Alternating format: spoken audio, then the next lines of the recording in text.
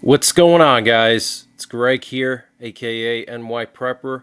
It is Sunday, November 16th, 2025, and I have some breaking news to share with you guys. Right now it is 15:10 Eastern Time here in the United States, and we have some major breaking news coming in from Venezuela.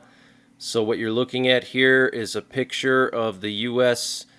Navy carrier strike group transiting into the Caribbean Sea, and this occurred today near the British Virgin Islands. So the Gerald Ford, which is the largest aircraft carrier in the U.S. Navy, is now officially in the Caribbean Sea. And what this means is that we could be on the verge of a U.S. military operation in Venezuela, okay? And unfortunately, I don't have a crystal ball. I can't predict exactly when this is going to happen. But if the Gerald Ford, once again, the largest aircraft carrier in the U.S. Navy, is in the Caribbean Sea now, it means that we could be just hours or days away from strikes or possibly an invasion on Venezuela, okay? And interestingly, yesterday, U.S. Congressman Carlos Gimenez said that the Maduro regime may be preparing to sabotage key Venezuelan infrastructure, including major bridges, tunnels, and refineries. Okay, so probably to deny the U.S. access to that infrastructure. Now, what's interesting is that in order to access Caracas from the coast, Caracas is the capital of Venezuela, there's only one highway that passes through this massive mountain range just to the north of Caracas, which kind of protects Caracas from the coastline.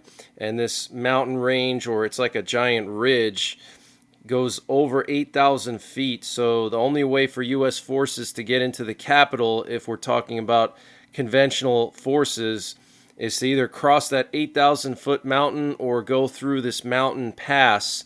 And that mountain pass has two tunnels, one long tunnel and then one smaller tunnel. And I'm wondering if that's what the congressman was talking about. If Maduro blows those tunnels, it's going to block access to Caracas and make it much more difficult for U.S. forces to enter the capital on land. And here we have a picture of a U.S. Navy Sikorsky Seahawk that was active on Friday right off the coast of Puerto Rico, just to the northeast of Puerto Rico. And we now know this has been officially confirmed that the Gerald Ford has entered the Caribbean, but this is where it was on Friday, just to the northeast of Puerto Rico. And interestingly, this afternoon, for some reason, we have a Netherlands Coast Guard plane or helicopter patrolling Curacao and Aruba, which are two islands right off the coast of Venezuela. So I don't know if this is related to the upcoming military operations on Venezuela, but that's pretty unusual to see. And here's a picture of one of those tunnels. As you can see, this tunnel is essential to be able to cross through this mountain ridge, and you can see how rugged the terrain is there. Okay, so all Venezuela would have to do is set some explosives charges inside of this tunnel and completely block the access. And here's a satellite map. You can see Caracas here, and just to the north you have this huge ridge that goes up over 8,000 feet, and you can see this area circled in red. That's where the mountain pass is. That's the only way to get from the coast to Caracas, is through this mountain pass where that tunnel is located. Otherwise, you're looking at dirt roads and 4x4 trails through mountains. Okay, so very, very difficult terrain there near Caracas. And a senior European official says U.S. officials told them they were raising the temperature to gauge Maduro's reaction. So they've been trying to gradually put pressure on Maduro without actually attacking yet to see if Maduro's willing to step down. And Israel has urged the Trump administration to only sell F-35s to Saudi Arabia if there's an Israeli-Saudi peace deal. Israeli News 12 reported. So Trump wants to sell a bunch of F-35s to Saudi Arabia, and Israel's not too happy about that. And for the first time in more than 2 decades, the Pentagon has begun sending conventional ground forces to Panama to train in the jungle, returning U.S. soldiers and Marines to a 3-week course once called the Green Hell because of its similarities to Vietnam. Wow. And the Venezuelan opposition leader, Maria Machado, told Maduro yesterday that the decisive hour is imminent, and he was calling on supporters of Maduro to lay down their guns. Wow. So she said the decisive hour is imminent. Obviously, if she's saying that, I'm sure the Trump administration notified her that they're going in soon, because Trump likes Machado and he wants her to take over the country. She's the winner of the Nobel Peace Prize this year. Okay, so obviously she's been tipped off already, and now she's basically saying that this is going to happen. It's imminent. And the New York Times reported that Maduro offered majority of Venezuelan oil reserves to the United States. Trump initially dismissed the idea of negotiations, but talks are not entirely dead, according to an administration official. Okay, so Maduro said, look, don't bomb us. We'll give you the oil. And so far, that hasn't really worked, but apparently the talks are not entirely dead. And interestingly, yesterday, 3 electrical transmission towers in a little city about 100 miles to the east of Caracas in Venezuela were sabotaged and have completely collapsed, knocking out the power to pretty much the entire state of Anzoátegui in Venezuela. That's right on the coast. And I'm wondering if this was the work of special operations from the U.S., And Venezuela's Minister of Interior said, be ready because an action could happen at any hour. Wow. And Trump said on Friday about Venezuela that he made up his mind, but he can't say what it is. Okay, he said, I've made up my mind. I can't tell you what it would be. All right, so he's already made up his mind, and I'm 99% sure he's talking about an invasion, an attack on Venezuela. And the Washington Post reported that U.S. forces in the region are prepared for a possible attack order.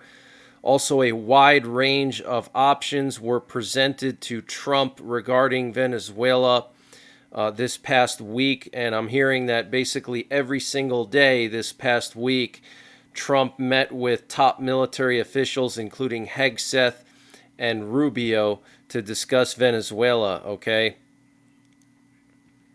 And a senior U.S. military official said yesterday, we are coming for you, Maduro. Wow. And CBS and Reuters report that top Trump administration officials, including J.D. Vance, Marco Rubio, Pete Hegseth, and Dan Kane, he's the chief of staff, gathered in the White House to speak with Trump on Friday to discuss military options in Venezuela. So Trump called an all-hands-on-deck meeting with his defense minister, the chairman of the Joint Chiefs of Staff, Dan Kane, Rubio, Vance, okay, on a Friday, all right? At the end of the week to call a meeting like that is very unusual. Typically, I'm sure a lot of you guys know this, Fridays are usually the calm day, okay, when your boss decides to give you less work and kind of take it easy on you. But for Trump to call an all-hands-on-deck meeting on a Friday to discuss military options is a big deal, okay? We're also hearing reports that fighter jets with the USS Gerald Ford have been studying Venezuelan air defense networks. So they've been trying to map them out, and discussions have expanded to include the potential employment of special operations forces as part of any future operation against Venezuela. As of Friday, there were 7 guided missile warships in the Caribbean: the USS Gravely, the USS Stockdale, the USS Lake Erie, the USS Mahan, the USS Bainbridge, the USS Thomas Church, and 3 Marine Corps amphibious assault ships. Now, each one of those guided missile warships can carry almost 100 missiles, okay, of various types, either Tomahawk missiles or the Aegis missiles, which are the interceptor missiles, defensive missiles, okay? So, between 7 warships, you're looking at 600 to 700 missiles, all right? And I've actually counted that all the warships that have been deployed to the Caribbean region, if you add up all their launch tubes that they have, it's a total of 1,100 launch tubes between all the warships plus the subs that are deployed to the region. You don't move that much firepower plus the largest aircraft carrier in the U.S. Navy for no reason, okay? And yesterday, the president of Venezuela, Maduro, called on American citizens to resist military actions against his country. He said, "I speak now to the people of the U.S. Stop the reckless hand that orders bombings, killings, and the threat of war in South America and the Caribbean. Stop the war, no to war. The people of the U.S. must play a crucial role in preventing a tragedy for all of the Americas." Wow. Okay, so it's coming, guys, I'm telling you. And the U.S. and Trinidad and Tobago will be holding joint exercises this coming week from November 16th, which is today, through November 21st. Now, Trinidad and Tobago, they're literally like 2 miles from Venezuela, okay? And that's one country that Venezuela could retaliate against. And we know that the U.S. has opened up an air base over there in Trinidad. And the U.S. Southern Command announced yesterday another lethal kinetic strike on a suspected drug vessel in the Caribbean Sea. And Lindsey Graham said Maduro will fall soon. Interesting. And this update was sponsored by EMP Shield. Guys, EMP Shield has created a special discount just for you, the listeners of the NYPrepper channel. If you go to empshield.com and use the promo code NYPrepper, you can get 15% off your entire order. And why do you need an EMP Shield? Well, this is a special device to protect your vehicle, your RV, your solar generators, your radios from an electromagnetic pulse, which could be caused by a solar flare or potentially a rogue country like North Korea detonating an electromagnetic pulse weapon over the United States that's mounted onto a satellite. So protect your vehicles, protect your RV, protect your radios, protect your generators with an EMP Shield. Use my promo code NYPrepper to get 15% off. Installation is super simple. This is a veteran-owned business, 100% American-made, and the EMP Shields have been tested by the military, okay? And free shipping is included to the entire continental United States. And the link and the promo code are in the description below this video. And in a leaked email, Mark Epstein, Jeffrey Epstein's brother, suggests asking Steve Bannon if Putin has the photo of Trump blowing Bubba. Apparently, Bubba is a common nickname for Bill Clinton, basically saying that Trump gave Bill Clinton oral sex, and Putin may have pictures of it. I don't know if that's true or not, but that's what came out of one of these emails. Very strange. And Trump withdrew his support for Marjorie Taylor Greene, and he called her wacky. He called her Wacky Marjorie, okay? So a lot of MAGA is now cracking. Trump's base is cracking. Some of the hardcore supporters of Trump are now turning against him because of the whole Epstein files situation. And Trump doubled down on Friday and Saturday, saying that it's a Democrat hoax. He said, "I don't care about the Epstein files released or not," okay? And Marjorie Taylor Greene says that she has been receiving threats that she claims are being egged on by Trump following his disavowal of her. Okay, so very concerning situation there. And Russian officials said on Friday that debris from a Ukrainian drone hit a nuclear power plant a day earlier, temporarily causing the station to reduce its output. Approximately 8 drones were directed. There is no doubt about this towards the Novovoronezh nuclear power plant. Alexei Likachev, the head of Russia's Rosatom nuclear agency, told a press conference. All of them were neutralized and shot down. However, debris fell and damaged the main switchgear. The facility disconnected and reduced the capacity of 3 power units as a preventative measure. Wow. Okay, so very concerning situation there in Russia. A nuclear power plant in the Voronezh region in southwestern Russia had some drone debris fly into it, and it took out the main switchgear. Okay. And China warned Japan it would face a crushing defeat if it intervenes militarily over Taiwan. And this came after the Japanese Prime Minister suggested that a Chinese attack on Taiwan could threaten Japan's survival, and that basically Japan would have to get involved and support Taiwan. And now China is telling its citizens not to travel to Japan. And Romania summoned the Russian ambassador and presented him physical evidence after yet another violation of Romanian airspace by Russian drones. And Ukrainian strikes have halted oil exports from one of Russia's largest oil ports in Novorossiysk on the Black Sea, accounting for 2% of global oil supplies. And Ukrainian intelligence says Russia plans to produce up to 120,000 glide bombs by the end of the year, including 500 new long-range versions that can strike targets potentially up to 400 kilometers away. That is insane, guys. So if you don't know what a glide bomb is, it's basically a dummy bomb. It's not a cruise missile, but it has a steering kit. They're like wings that bolt onto the bomb, and it can basically help the bomb glide through the air. That's why it's called a glide bomb. It falls through the air, but it can glide with those bolt-on steering kits, okay? They're not super accurate, but you can make a lot of them. And so that's the big advantage to having all these glide bombs for Russia. And Bloomberg reports that Trump is ready to approve the sale of F-35s to Saudi Arabia despite the risk that the Chinese could steal sensitive information due to their close security partnership with Saudi Arabia. And the U.S. approved a $330 million sale of aircraft parts to Taiwan, the first arms-related transaction under Trump. And 71% of consumers expect higher unemployment over the next 12 months, the highest since the 1980s recession.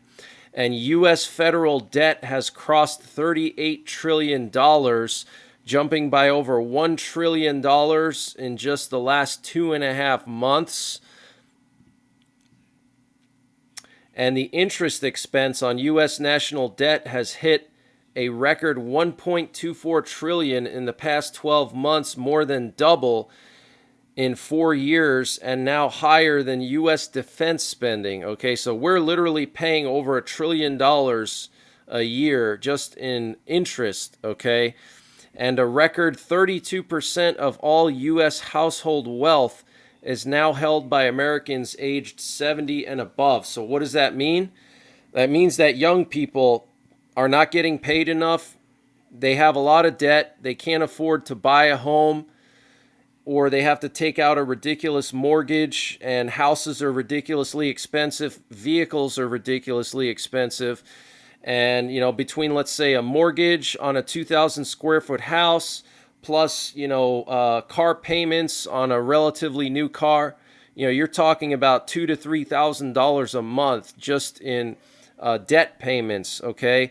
And then on top of that, you got, you know, all your other stuff, your utilities, your food, you know, maintenance on your vehicles. All these things add up to thousands of dollars a month. And on top of that, companies are paying less and less for people that finish college, even people with master's degrees and doctorate degrees. They're getting paid less and less. And so you also have massive student loans On top of that, student loans, vehicle loans, mortgage, it's not looking too good, guys. Okay, if over 32% of U.S. household wealth is now held by Americans over 70, that's not good. Okay. And new reporting reveals that the class of 2026 will graduate into the worst job market seen since the first year of the COVID pandemic. And the average monthly price of groceries for a family of 4 in the U.S. is now $1,030, up 30% since COVID. Wow. And there was an explosion inside of a police station in India in the disputed Kashmir region on the border of Pakistan, and a public bus crashed into a bus stop in central Stockholm. Police say several were killed after it slammed into the bus shelter, and the driver has been arrested. And there was a knife attack in a Paris train station, which forced Paris police to open fire, and the train station was closed down. And Iran seized an oil tanker over the weekend linked to Singapore and the UAE. Iran's Islamic Revolutionary Guard Corps seized a Marshall Islands flagged oil tanker on its way from the UAE to Singapore. The vessel was surrounded by the IRGC Navy and forced it to change course. And the Trump administration is planning to dispatch Border Patrol agents to Charlotte, North Carolina, and New Orleans. And Poland plans to reopen 2 closed border crossings with Belarus on November 17th. That's tomorrow. The Bobrovniki and Kuźnica border crossings. Currently, only Terespol is open for cars, and Kukuryki is for trucks. So Poland, if you remember, they closed down a bunch of border crossings with Belarus. Looks like they are now reopening them. So maybe they reached a deal with Belarus. We'll have to wait and see. But that's the latest breaking news that I have. I might be back later on this evening with some live coverage of the situation in Venezuela. Last night we did a live stream and we went over the terrain of Venezuela in detail. We might do that again tonight if I go live tonight. So keep an eye out for my live stream. Make sure you have notifications set up. Follow me on Twitter and Telegram, and download my free app because I send out notifications there. And I'll keep you guys updated. And if anything crazy happens, I will go live 24/7 if I have to, as I've always done in the past. And until later on, take care, God bless, and don't forget the 3 Ps: prepare, practice, and persevere.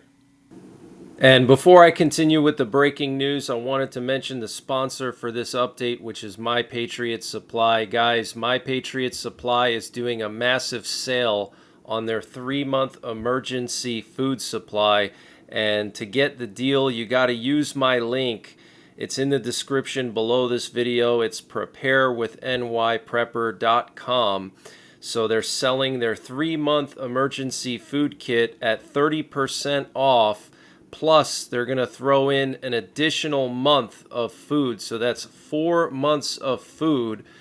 And the normal price would be $944. And they're selling it at just under $700 for 4 months of food. And this food has a 25-year shelf life.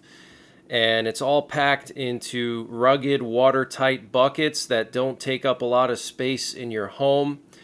And the food is obviously nutritious, which is very important for surviving any kind of SHTF situation. You can also use this food for camping and traveling. But use the link preparewithNYPrepper.com to get a free month of emergency food with your 3-month emergency food kit from NYPrepper Supply, all at 30% off, just $700 for 4 months of food. So use the link preparewithNYPrepper.com to get the deal, and the link is in the description below this video.